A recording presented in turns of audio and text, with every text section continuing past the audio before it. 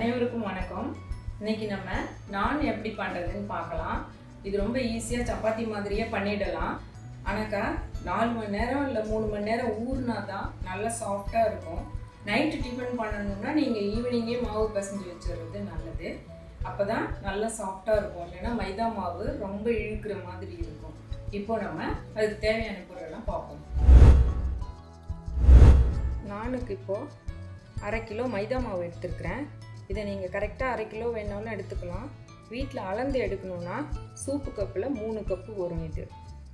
இதில் 3/4 கப்பு தயிர் எடுத்திருக்கேன், 3/4 கப்பு பால், 2 டீஸ்பூன் நெய் இல்லை ஆயில் கூட நீங்கள் யூஸ் பண்ணிக்கலாம், 1 டீஸ்பூன் சர்க்கரை, 1 டீஸ்பூன் ஈஸ்ட்டு, 1/2 டீஸ்பூன் சால்ட்டு உப்பு எடுத்துருக்கிறேன். இப்போ நம்ம ஈஸ்ட் ஆக்டிவேட் பண்ண பிறகு மாவு பிசையலாம். இப்போ நம்ம ஈஸ்ட் ஆக்டிவேட் பண்ணுறதுக்காக பாலை சூடு பண்ணிக்கணும். 1/2 கப் பாலை விட்டுறேன்.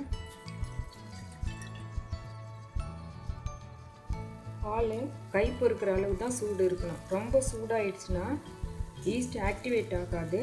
கொஞ்சம் நேரம் அதை நம்ம ஆற வச்சுட்டு நீங்கள் அப்புறம் சேர்த்துக்கணும். கை வச்சா சூடு தெரியுது பாலில். இப்போ இது கூட நம்ம ஈஸ்ட்டை போடுறோம். 1 டீஸ்பூன், 1/2 கிலோ மாவு எடுத்துருக்கிறதுனால 1 டீஸ்பூன் ஈஸ்ட்டு போட்டிருக்கேன், 1/2 டீஸ்பூன் சுகர் சர்க்கரை.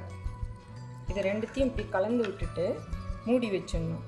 ஒரு 10 நிமிஷம் கழித்து ஈஸ்டெல்லாம் ஆக்டிவேட் ஆன பிறகு நம்ம மாவோடு சேர்த்துக்கலாம். மைதா மாவை ஒரு பாத்திரத்தில் போட்டுக்கணும்.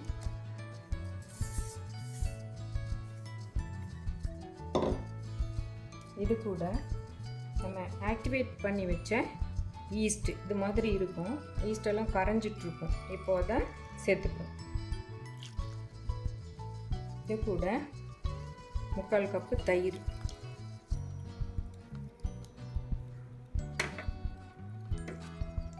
1/2 டீஸ்பூன் சால்ட், நெய். இதை நல்லா மிக்ஸ் பண்ணி சப்பாத்தி மாவு மாதிரி பிசையணும். இதை முதல்ல கலந்த பிறகு தண்ணி தெளித்து பிசைஞ்சிக்கலாம். சாதா தண்ணி தான் யூஸ் பண்ணணும். ஹாட் வாட்டர் யூஸ் பண்ணாக்கா ஈஸ்ட்டு நல்லா ஆக்டிவேட் ஆகி சாஃப்டாக இருக்காது நான். அதனால் சாதா தண்ணியை ஊற்றி பிசைஞ்சிக்கணும்.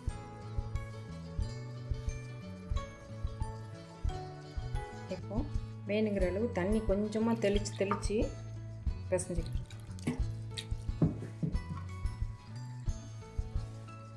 சப்பாத்திக்கு பிசைகிற மாதிரி நல்லா அடிச்சுலாம் பிசைய வேண்டியில்லை. சும்மா எல்லாத்தையும் மிக்ஸ் பண்ணி நல்லா உருண்டையாக வந்த பிறகு மூடி வச்சு ஒரு 2 மணி நேரம் ஊறின பிறகு நம்ம நான் செய்யலாம். ஊறினா தான் சாஃப்டாக நல்லா உப்பி நான் நல்லாயிருக்கும். கொஞ்சம் தண்ணி சேர்த்துக்கலாம்.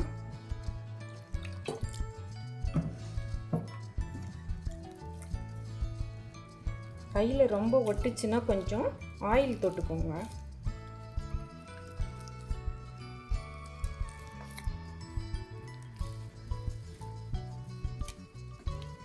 இப்போ நல்லா மிக்ஸ் ஆயிடுச்சு. இதை அப்படியே மூடி வச்சிடலாம். இப்போ 2 ஹவர்ஸ் ஆயிடுச்சு. நான் மாவு நல்லா ஊறி வந்துடுச்சு. இப்போ நம்ம இதுலேருந்து எடுத்து திரட்டி சுட போகிறோம்.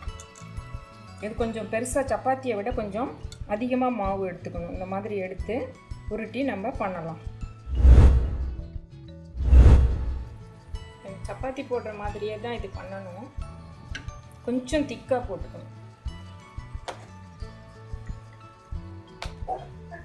உங்களுக்கு கொஞ்சம் ஒட்டுற மாதிரி இருந்ததுன்னா கொஞ்சம் மைதா மாவோ கோதுமை மாவோ டஸ்ட் பண்ணிக்கணும். சப்பாத்தியை விட கொஞ்சம் திக்காக இருந்தால் போதும். ரொம்ப திக்காக இருந்தாலும் ஹேண்ட்லேருந்து கீழே விழுந்துடும். இப்போ திரட்டியாச்சு. இப்போ நம்ம திரட்டின பிறகு ஒரு கப்பில் தண்ணி வச்சுக்கிட்டு இது மேலே அப்ளை பண்ணி இதை நல்லா வெட்டாக்கணும். இப்படி தேய்ச்சோம்னா லேசாக குழப்பாக வரும். அது வரைக்கும் நம்ம நல்லா இது பண்ணி விட்டுடணும். கல்லில் எடுத்து இந்த வாட்டர் அப்ளை பண்ண பக்கம் கல் பக்கம் பார்க்குற மாதிரி போட்டணும். இப்போது ஸ்டவ்வில் நம்ம ஒரு தோசைக்கல்லை வச்சு சூடு பண்ணியிருக்கேன். இது மேலே நம்ம போட்டு வச்சுருக்கிற நானை போடணும். இந்த தண்ணி இருக்கிற பக்கம் பேனில் இப்படி இருக்கணும். வச்சுட்டு அது மேலே ஒரு மூடியால் கவர் பண்ணிடணும். தீயை மீடியமாக வச்சுக்கணும். ரொம்ப ஃபுல்லில் வச்சிங்கன்னா மேலே வேகாது மாவு, அதனால் மீடியமாக வச்சுக்கோங்க. இதுக்கு நான்ஸ்டிக் தவாலாம் யூஸ் ஆகாது. இரும்பு தவா இல்லைன்னா அலுமினியம் தவாவில் தான் நீங்கள் இதை போடணும். இப்போ பார்த்தீங்களா இப்படி வந்துடுச்சு இல்லையா? இப்போ இந்த டைமில் மேலே வேக வைக்கிறதுக்காகவும் தந்தூர் எஃபெக்ட் வர்றதுக்காகவும் நம்ம இது மாதிரி நல்லா ஃபுல் தீ வச்சுட்டு அடுப்பில் இப்படி காமிக்க போகிறோம்.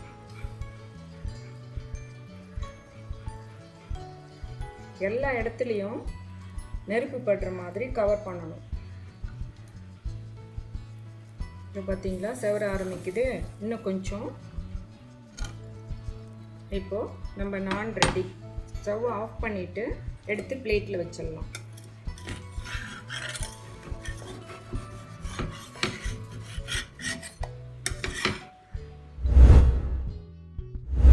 இப்போது நம்ம எடுத்த நான்ஸ் ரெடியாக இருக்குது. இது மேலே பட்டர் தடவி சாப்பிட்லாம், கீ வேணாலும் தடவி சாப்பிட்லாம். டயட் கான்ஷியஸாக இருக்கிறவங்க வேண்டாம்னு நினச்சா அப்படியே சாப்பிட்லாம்.